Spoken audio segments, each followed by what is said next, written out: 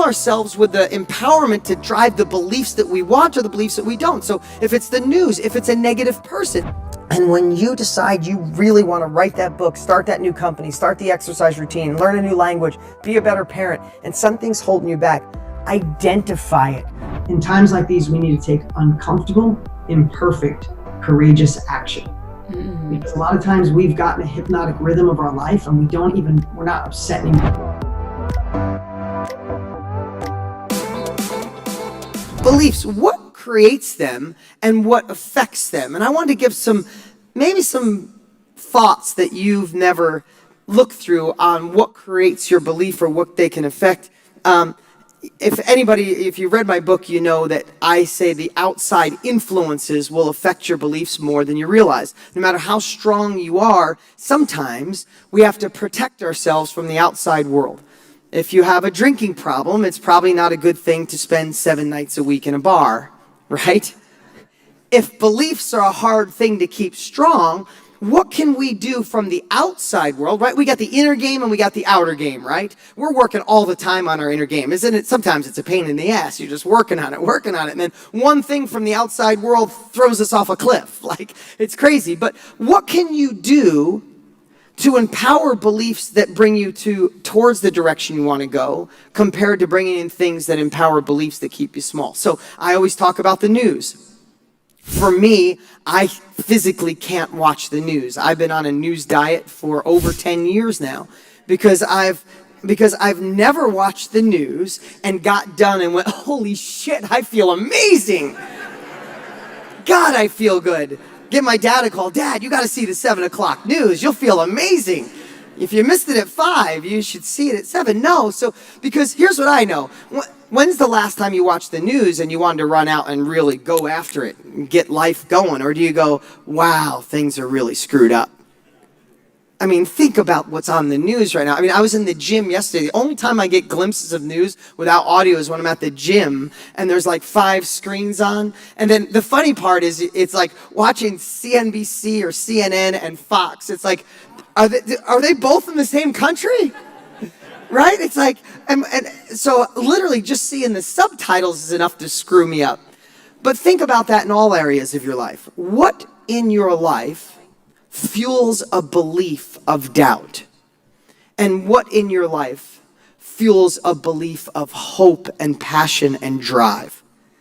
And I'm not going to go through all of them, but you need to identify them. Who in here, you don't have to raise your hand because maybe you brought them with you. You know what I mean? Just saying. All right, who in here will self-admit that your spouse or a friend brought you here kicking and screaming, like drug you here? There's a guy. Who's afraid to admit it, but it's true, right? It's like, I'm going to go there. And then, believe me, we'll convert you before you leave. You have no idea. You'll be reading my book tonight before you go to bed. But what affects you like news? If you watch the news or read the paper cover to cover, and it alters your beliefs just a fraction, just a millimeter in a direction. Mary, you starting trouble up here? It's good to have you here. If something alters you just a fraction, then it's putting you on a different course. So I would think about it. If you watch the news or read the paper cover to cover and you feel a little bit self-doubt, if you have a little bit of belief that like maybe now's not the time, then should you do more of that or less of that? Right? If you have a friend who you love dearly, sometimes we have friends for 20 years. Every time you're with them, it's like they have a battery charger and they plug it into you and they suck all the energy out of you. And when you're done, you're like, oh shit, maybe I should just go get a job and jump off a cliff. Like, we all have those friends. I mean, who has the friend that when your phone rings or you get a text, you go, oh shit. Should I get that now? And then the worst part is, like, sometimes you don't even want to wait for it to ring to go to voicemail, so you hit the end button, and they know it. And they're like, and they call back 3 more times, and then they text you, I know you sent me to voicemail. And I don't take voicemail, so that's really terrible. But what So what affects you in that way? So I want you to start thinking, like, if we have to create beliefs that make us bulletproof, listen, I shared this yesterday. We have one life here. Are we going to play this life full out? Or are we going to go to our deathbed thinking we could have done more? Screw that. This is the time to go for it now. There's no better time than now. We're going to start someday that someday will never come, right? So we have to protect ourselves. So are we going to fill ourselves with the empowerment to drive the beliefs that we want or the beliefs that we don't? So if it's the news, if it's a negative person, if it's a certain activity you do that makes you feel bad about yourself, if there's something I said yesterday about working on your weaknesses, if there's something you feel like you have to do, but every time you do it, it makes you feel inferior or it robs your confidence, you have to find a way to get rid of that crap, because our beliefs are the only thing that drive us here. Listen, we also have old programming. I talked yesterday about Ryan, the kid that works for me. He's 17, just turned 18 years old. His girlfriend's parents, every time they go there, are telling him, because he barely got out of high school. He did, he graduated online, and he's deciding on a different path. I'm not knocking college in any way. What would we do without college and doctors and professors and all the things that are amazing? But it's not his path. But he goes, and because his girlfriend's parents, they're really tough on him. He feels like a loser when he's over there. But when he's there, they want him to go to school to be an engineer. They want him to go to school and have his degree, because that's how they were programmed. What he found out last week is he's currently making $18,000 a year more than both his parents combined, his girlfriend's parents combined. And better yet, he's happy every single day. The guy is lit up so much in our office, we have to calm him down because he's excited about everything. It's like, we got, you get new cups. He's like, did we get new cups in the office? These cups are amazing. It's like, all right. But here's the conversation we had.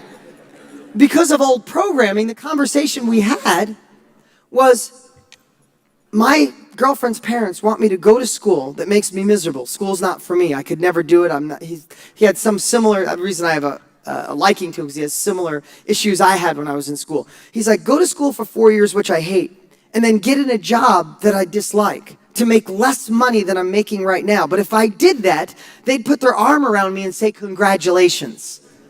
It's so counterintuitive, but we have old programming. I mean, listen, what I never understood is, when you were in high school or college or just starting out life, you have these dreams, you have the aspirations, you have these big goals in some cases, right? And the world tells us that we're dreaming. I mean, think about when we want to step out from the line everybody else is having and go after our own shit and do our own thing, and people saying, hey, get real. Or when you get a Lola, you'll see that that's not. And all of a sudden, you start squashing your dreams. You start playing smaller in your own life to make people around you feel better. And here's the thing, you quit your dream, you quit your desire, and you take some job that makes somebody else happy, and all of a sudden, you get somebody's arm around you saying, hey, now you're finally growing up. Really? It's so, listen, I'm not saying this to make anybody sad, because you're in this room now, but how many people in their 20s and 30s took a 5-minute job to make other people happy or just pay the bills until you could get to your goals, and then 30, 40 years went by? Prove it. Now, I don't say that to make you, but here's the thing. But you're in this room now. You're not accepting that anymore. You're not playing small anymore. You're going for that next level. So we can't do anything about our past, but we surely could start today on a new future. So I would say, watch the old programming, because some of it is, listen, my dad's here today, which is awesome to have family here. So everybody, give it up for my dad. My dad's 83 and looks 55. I got some good genes going on. Exactly. But watch the old programming, because I said that about my dad. My dad was born during the Depression. So my dad, shared with you yesterday, everything my dad did when we were young is, if you could do it yourself, why pay somebody? And every room you walk out of, if you didn't turn the light off, it was like death. Like we were going to die if we didn't turn the lights off. But he had to. That's how he got by. Now I go around the room and just turn on the house and just turn every light on possible. I can afford that shit. No. But I say that because that's old programming. So I want to encourage you today to watch the old programming that's going to screw with your beliefs. Because you might believe I can go do more real estate. I could do my first deal. I could be a wholesale monster. While simultaneously, you might have a belief that's residual from your parents that say, you better get a job, go to school, and work for somebody else, because if you start your own business, you'll go bankrupt, right? So simultaneously, you're like, man, I want this, but why the hell am I feeling hesitant? Why am I holding back? It's because of a belief that's in there. It's not because of anything in the outside world. I mean, go think about it. Think about what stopped you from reaching your next level over the last year. And if I said, hey, run up to your room and grab it, could you go get it? It's a belief. Where does it live? It lives in here. It lives in our hearts. So we have to acknowledge that. We have to be aware of it, and we have to feed the beliefs that fuel our desires.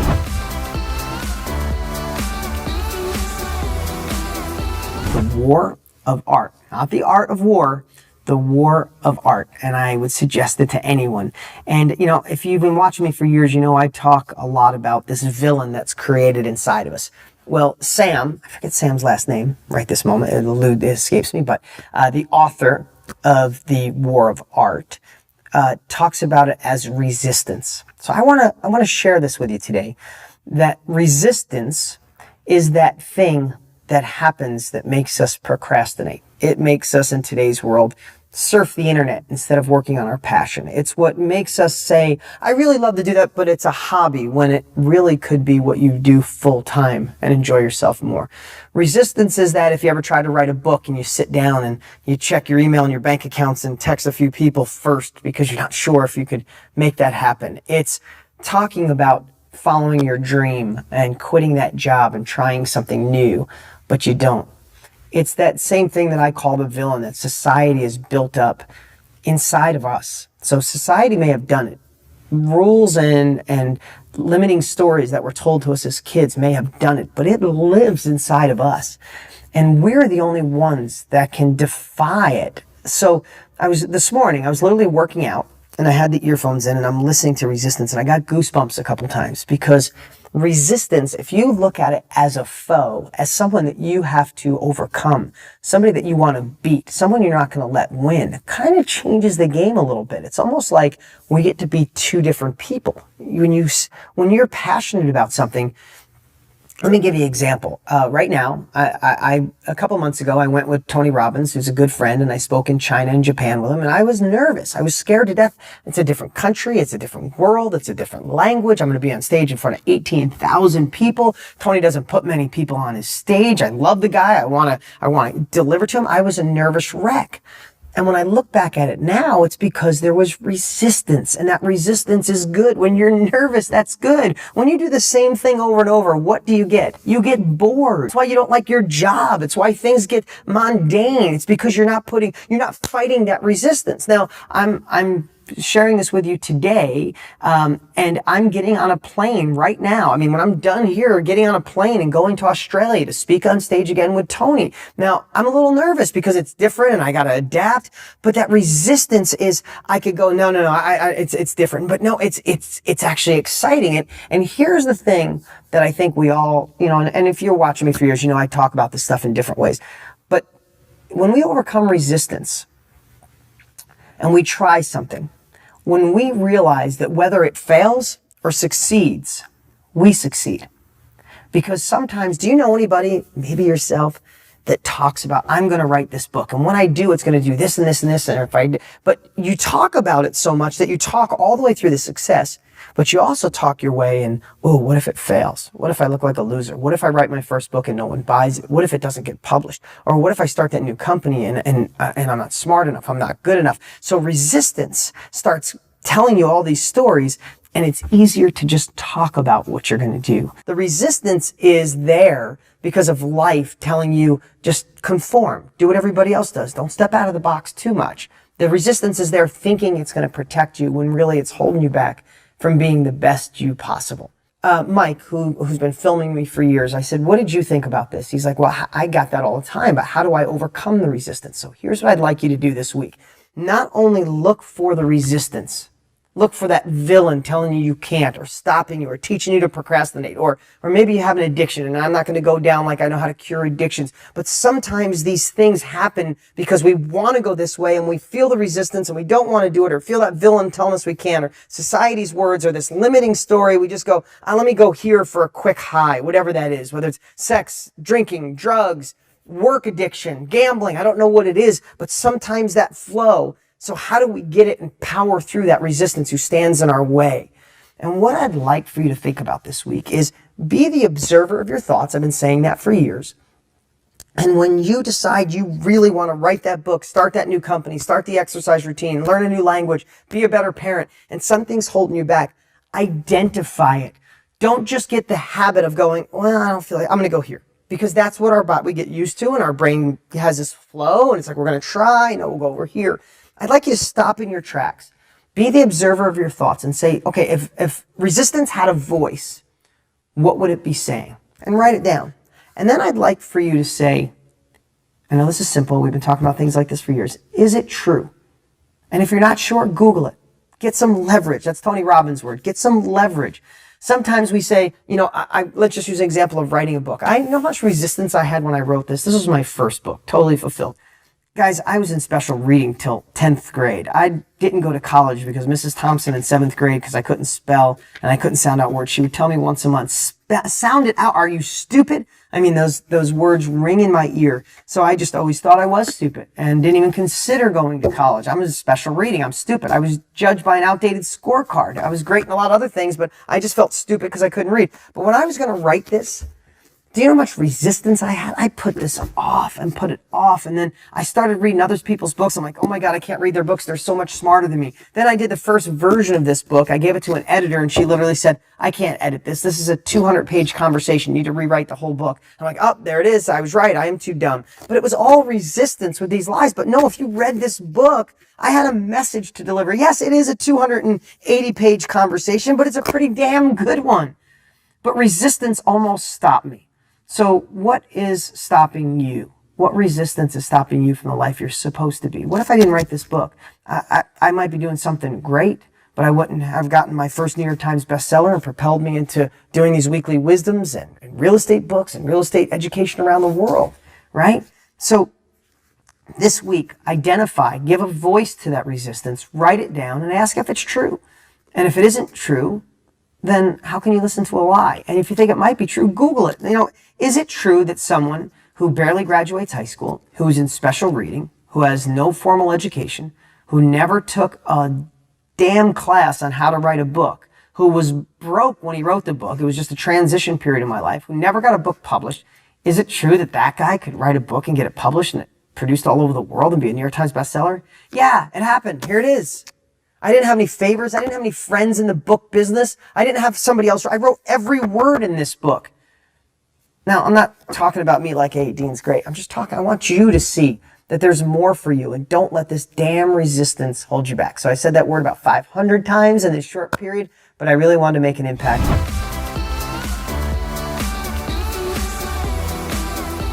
My daughter, for those of you that don't know, Bree, so many times when you make a mistake, or at least you perceive it as a mistake, which is probably just a lesson for you, I know that in the moment you can handle it, but when you're alone at night and you're in your room, I know you, again, you're 12 when I'm recording this, you get anxiety sometimes at night because you start thinking of the things you feel you did wrong, or maybe upset somebody, or maybe you felt you were rude to somebody, or you failed a test in school. And you allow it to eat you up. I shouldn't say allow. You're 12 years old. You're figuring this out. By the time you're watching this, you probably have it handled. But this is for you. This is for you, Brody. This is for future children. It's for anybody watching. I used to beat myself up so bad when it came to mistakes, especially when I couldn't read and I felt pathetic and I thought I was going to be left behind. My friends were going off to college and doing all these great things, and I was stuck in my little town going to be working on cars and greasy fingernails and sucking paint fumes from working in a collision shop. And man, every time I did something wrong, I beat myself up bad. If I felt I offended somebody, even if I didn't, I would beat myself up bad. If I thought I made the wrong choice, I should have went this way instead of this way, I would beat myself up bad. But here's what I want you to know at this phase of my life. And it's hard to get this perspective until you're actually here. I'm 50 now. I can look back. I'll look back and be wiser and smarter at 60 and 70 and 80 and 90 and 110. I got to go at least to 110. Maybe 115 is what I'm hoping. But here's the thing. Kidding aside, when I look back, it's those mistakes, it's those failures that actually sharpen the knife. Listen, I know this is not mine. I didn't make it up, and you've probably heard it before, but the smoothest stone is in the roughest part of the stream. The most successful people I know, the happiest people I know, are the ones that went through the hardest times, the ones that failed miserably. Most successful people have gone bankrupt or lost all their money at one point. Most people in really happy relationships, like your dad is right now, like I am right now at this time of my life, it took me screwing up and making really bad mistakes and failing miserably in past relationships and doing the wrong things and thinking I was right and being too stubborn and not growing as a human being. But at the phase I'm at now, those mistakes crafted the man I am today. The mistakes that I made as a child helped me translate and relate better to you now because I made those mistakes. I learned from them. I learned in relationships. I have a better relationship. I learned and went and broke twice in my businesses, and hopefully that never happens again because I learned from those mistakes. I made mistakes with friends and felt terrible about it, but it crafted this next level. It sharpened the knife. So in this video, I want to give you the lesson of don't beat yourself up about mistakes. Know that it's part of your journey. Know that failure is a part of success. It's not a byproduct. It's not something that could happen. It is a must. You must fail. So I was on a plane, someone left their magazine in the little compartment. I pull it out, and it was an article about Sarah Blakely, the owner, creator of Spanx. And as I remember it, she was there, the person interviewing said, how did you get over the failures that you had previous to Spanx? Like, so many people, you'd fail and like give up. Like, oh my God, I tried that business thing twice. It didn't work. It hurt. It stung. I lost my money. How'd you keep going? And she said, and I hope I have instilled this in you guys, my children. I hope I help the whole world see this, whoever watches this. But she said, growing up, my dad didn't make failure a bad thing. In fact, he made it bad if we didn't fail. She said very often, and this is how I remember the article, it could be a little different. Very often he would say, what did you fail at today when we were young? Like consistently through our entire childhood. And if she said nothing, he'd say, well, I guess you didn't push yourself enough today. So what does that mean? It means that her father realized and then gifted it to her, gave her the lesson that if you're not failing, if you're not getting cut from the varsity football team or baseball team, or getting rejected to be in the Marines or being on SEAL team or getting rejected for a job that's over your head, if you're not getting rejected, if you don't have some businesses fail, it means you're not pushing hard enough. You're living a complacent life. You're playing it safe.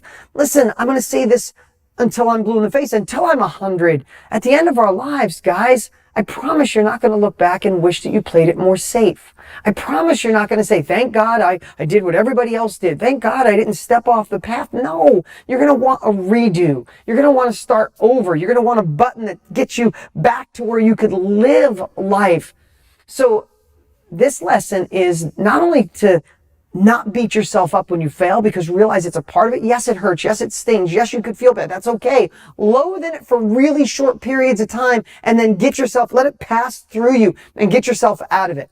Secondly, realize that if you're not failing, then most likely you're not pushing yourself enough. And I'll say, whatever age you are watching this right now, if you're not failing in the areas that you want more, if you're not failing, if you want to be in great shape, if you're not failing with your fitness, if you're not pushing yourself too hard, if you want to make more money, but you're not failing in trying the business and trying the marketing and trying the sales and trying to do the workshops and trying to do all the different things, if you're not failing, you're not pushing yourself hard enough. If you're not having many failures in your relationship, then maybe you're just standing back and you're losing intimacy, you're losing passion because you're afraid, you just want to leave it calm. The hell with calm. Be transparent, be open, be okay with disagreeing, failing, or doing something wrong in the short period so you can learn from it, grow together and go up. So, are you guys failing enough? Are you guys pushing enough? Are you guys learning from those mistakes so you don't regret them? And that's how we sharpen the knife. That's how the stone at the bottom of the river gets smooth from being worn, working hard in the roughest part. You want that next level? Be ready for failure and be okay with it. It's part of the journey.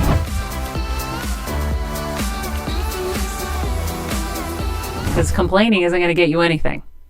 Yeah, and just be, I know it's a silly term, but be an investigative reporter. If you're feeling a certain way, I'm telling you, there's always my kids are 6 months, 11 and 13. And my 11 and 13-year-old, I say, focus on the fix. Like when something goes sideways with my kids, like, my son wants to focus on why it went wrong, who spilled the milk, whose fault is it, what it'll do. And I always like, hey, bro, I call him bro. I'm like, bro, we got to focus on the fix. And as simple as that sounds, in times like these, we have to focus on a new path. Because, listen, Humpty Dumpty is broke. We don't know if America or the world will ever go back to the way it used to. Mm-hmm. I'm not going to travel like I used to. I was on the road way too much, and now I have a new boy, and my daughter's going to be 14. I'm not going anywhere. I'm the Zoom king from this point forward. It's why we built that studio for Tony, and I built one here in my office. Like, my world has changed. So many other people. So know that it may never go back to the way it was. And the last 3 words that I've been using a lot lately, Maria, and they've really helped me, is in times like these, we need to take uncomfortable, imperfect, courageous action. Mm-hmm. Because a lot of times we've gotten a hypnotic rhythm of our life and we're not upset anymore. We're not nervous anymore. We're not uncomfortable anymore. We kind of just got it dialed.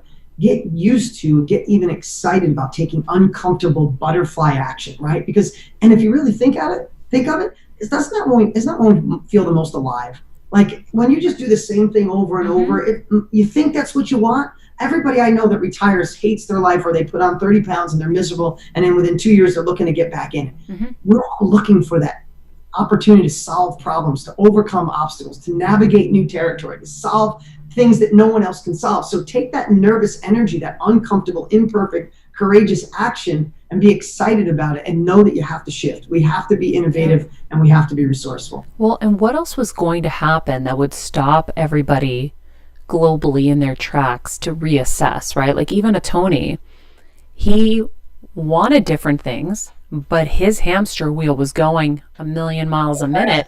He wasn't able to jump off and to kind of look at things and assess it differently. He had to just keep feeding the beast, right? So this stopped him in his tracks. I was telling Kevin last night about something that's going on with him. I go, you were like the dog you couldn't put down. Like this is happening for you to reassess for the rest of your life. Like you can't keep going the way you were going. What got you to Egypt isn't going to get you to the promised land. You want to go to the promised land, right? He's like, yeah. And I go, okay, this is your time to just sit.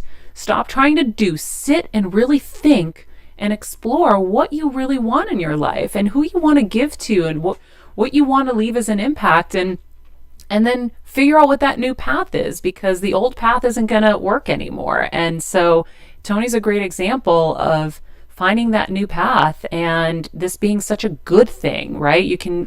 From pain comes growth. And so it was a painful thing, but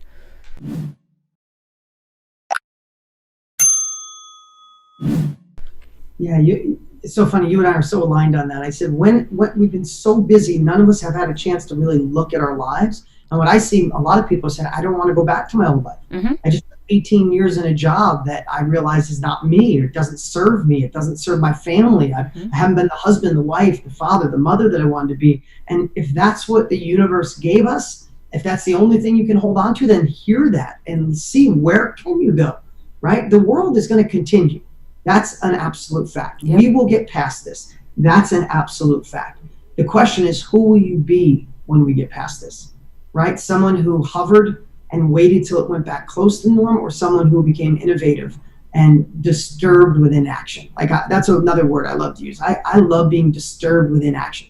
Like if this is what the world, the universe, God has given us, I want to be disturbed if I'm not trying to find a way to grow, impact it, and evolve. What's up? What's up? Hey, before you go, you need to watch these next few videos. They're absolute game changers. Hurry up and click right over here and watch them, and I'll see you there.